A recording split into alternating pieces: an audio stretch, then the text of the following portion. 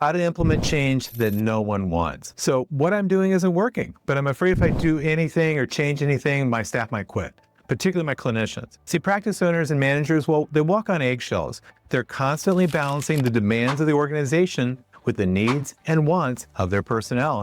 And really, honestly, they always should. However, when the ship is sinking, everybody has to grab a bucket, right? If you're a captain at sea in rough waters, you can easily see the quality of your crew. Healthcare is in rough waters right now and has been for many years. Many are drowning and many more are just hoping to do as well as they did last year. The time to make meaningful changes in how you run your practice is right now. So if you're doing what you're doing, you're going to keep getting what you've got. If you want to grow, double down on only the things that make you grow. But if you've been flat or downtrending, you need to make some immediate changes. But there's a strategy for change management. And if you get this wrong, you could lose some very valuable employees. So let's dive in on the exact strategy that I used. Our motto is little changes lead to massive success. Now, this may be a bit colorful, but as an executive or business owner, if you can remember that you are boiling a frog when it comes to implementing change, particularly when making changes with personnel duties and responsibilities, you'll be successful. The basic premise behind boiling a frog is that when you drop a frog in a pot of boiling water, it'll jump right out because of the sudden change in temperature. But if you put the frog in room temperature water and slowly bring it to a boil, the frog does not perceive the danger and, well, you've boiled the frog. So our motto is little changes lead to massive success is just another way of saying, remember, as an executive, you are boiling a frog. There certainly is fear of losing clinical staff if you push too hard. That's absolutely true. If you push too hard, they will quit. Anyone would, right? But could there be a gradient scale of gaining agreement and cooperation? Well, there absolutely is. So let's take a look at that. Most people know what they should do, but when it comes to getting staff on board, many consider that there'll be pushback, which makes taking action nearly impossible. So they're challenged by obtaining agreement and cooperation. So let me introduce to you the subject of sales. Sales consist of a series of agreements. As a leader, you are selling ideas. You want each one to be accepted and carried out. In order to do this, you have to focus on creating maximum nod your head factor. If you were to tell your clinicians that they need to see 5 more patient visits a week in what they believe to be an already full schedule, I guarantee that no one will be nodding their head in agreement. But there is another way to keep their head nodding all the way to where they agree that seeing 5 more patients per week is doable and they're willing to make it happen. Yeah. The answer is yes, there is a way. It starts with setting up a gradient scale of agreements that they can agree with. Each agreement gets you closer to the close. The close in this situation is that each clinician sees the value of 5 more visits per week and knows that it's doable and beneficial to the company and also for them. So how do we get there? Here's what I've done.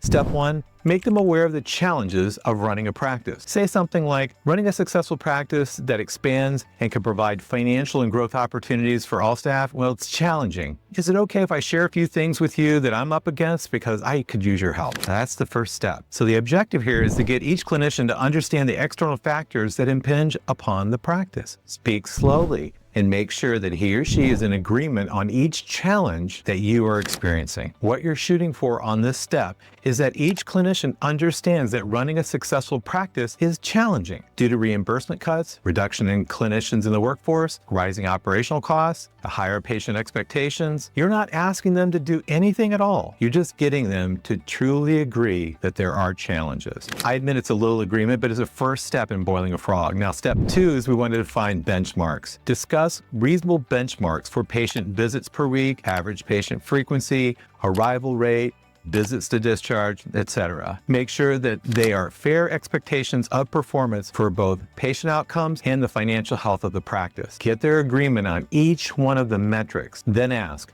would you agree that these are fair and achievable standards? Now, it's very important that you get this agreement down solidly. Don't be in a rush. Really make sure that they go, yeah, honestly, those make sense. You really want to make sure that that happens. So after you've let them know about the challenges that you've got in running your practice, you got them to agree on the benchmarks, we'd move to step 3. In step 3, you want to compare their current performance against their agreed upon benchmark. So the objective here is to go slowly when presenting this information. If they're performing poorly, it's very likely that they now want to sell you on why their stats are down and want to justify their poor performance in some way or another. So it's important that you don't make them wrong in any way on this step, but hold your position that they just made an agreement on the acceptable benchmark for performance and get them to see that there are areas where improvement could be possible. Once they agree that improvement is possible, then you want to move to step 4. In step 4, we are finding opportunities for improvement. It's at this point that you want the clinician to shift their focus towards actionable, incremental improvements that can be made to get them closer to the agreed upon benchmarks. Remember, little changes lead to massive success. No matter how poorly the metrics look against the benchmarks, sync with the fact that you're boiling a frog here, right? Get their agreement that implementing 1 or 2 small changes, such as tightening up their arrival rate or scheduling an extra patient per day, could make a big difference over time. Ask them what they could do to move their current performance closer to the benchmarks. Remember, it's just 1 or 2 things. Don't get them to do a whole lot of things, just 1 or 2, right? So in this step, it's very important to get their agreement that they're going to take action. In step 5, you want to dial in their commitment to implement the agreed upon action steps. If you don't have clinicians keeping performance KPIs, you will have to get that into operation at this point. Your team needs to know if what they're doing is making a difference statistically. The agreement that you're looking for here is that you want to get your staff to keep statistics on their performance measured against the established benchmarks and make sure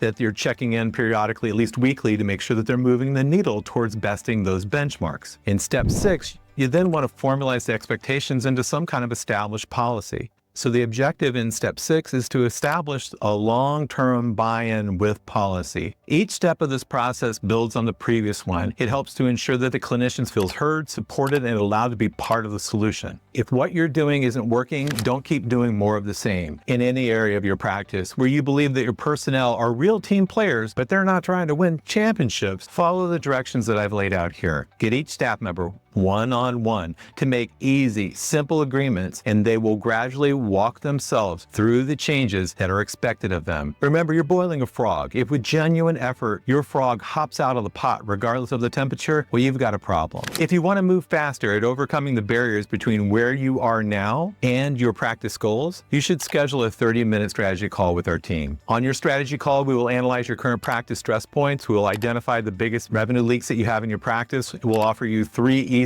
actions to increase your bottom line performance that you can implement immediately after the call. Remember, practices that are massively successful, they didn't get there overnight. They started with little changes, just like this one. Your future starts with 1 small step. Click on the link in the bio or anywhere around here and schedule your strategy call right now. Thanks.